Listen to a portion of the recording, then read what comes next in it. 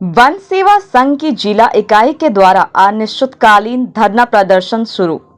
चतरा 2014 के वन रक्षी नियुक्ति नियमावली की सेवा शर्त अध्याय 4 के कंडिका 14(4) को यथावत रखने की मांग को लेकर शुक्रवार से झारखंड राज्य अवर सेवा संघ के बैनर तले चतरा वन सेवा संघ की जिला इकाई के द्वारा अनिश्चितकालीन धरना प्रदर्शन शुरू हुआ।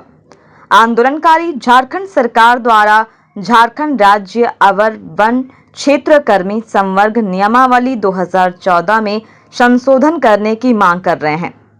झारखंड राज्य अवर वन क्षेत्र कर्मी संवर्ग नियमावली 2024 बनाकर वनपाल की 100% प्रोन्नति के पद में कटौती करते हुए 50% पदों पर सीधी नियुक्ति करने के निर्णय के विरुद्ध राज्य के सभी वनरक्षी अपने सभी विभागीय कामकाज को छोड़कर धरना पर बैठे हैं।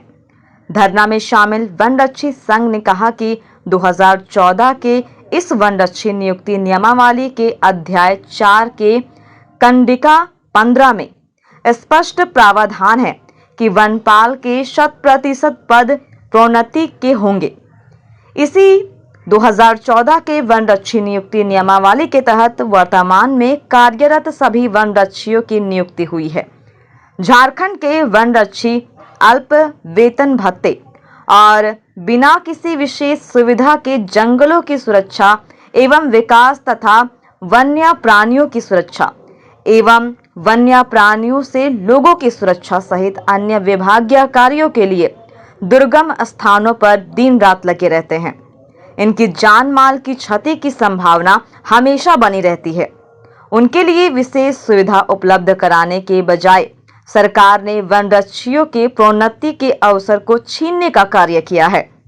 झारखंड राज्य अवर वन सेवा संघ मुख्यमंत्री, मुख्य सचिव, प्रधान मुख्य वन संरक्षक से कई बार गुहार लगा चुके हैं, परंतु किसी भी स्तर से सकारात्मक पहल नहीं किया गया है।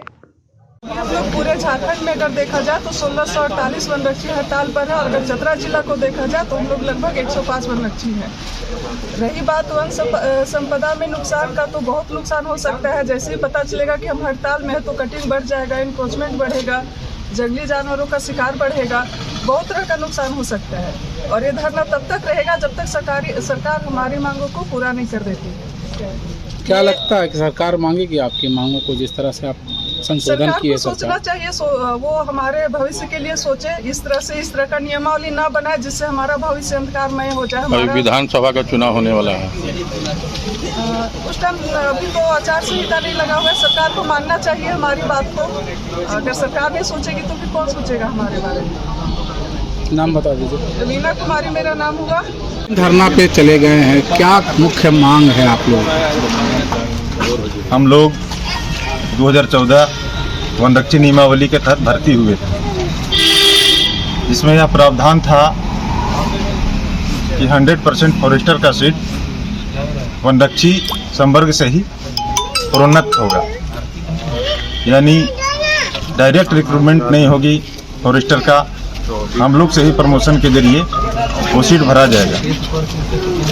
अभी हाल में ही इसी वर्ष कुछ दिन पहले कैबिनेट में उक्त नियमावली में, जो 2014 की नियमावली थी जिसके द्वारा हम लोग भर्ती हुए थे, उस नियमावली में अहितकारी संशोधन करते हुए 50% सीट डायरेक्ट रिक्रूटमेंट का कर दिया गया, जिससे हम लोगों का भविष्य अधर में चला गया।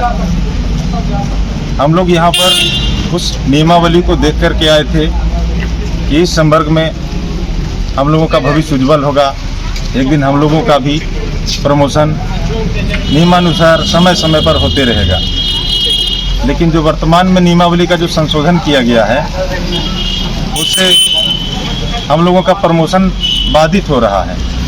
हम लोग के साथ ही रेंज ऑफिसर तक जाते, पहले एसीएफ तक गए थे, लेकिन जो वर्तमान नियमावली है जिसके कारण जो ग्राउंड लेवल स्टाफ है, जिसके बलबूते पूरा जंगल सुरक्षित रहता है, फॉरेस्ट डिपार्टमेंट का फ्रंट लाइन वर्कर वन प्रशासन और सरकार से इसलिए नाराज है क्योंकि उनके नियमावली के साथ बीच में ही संशोधन कर दिया गया।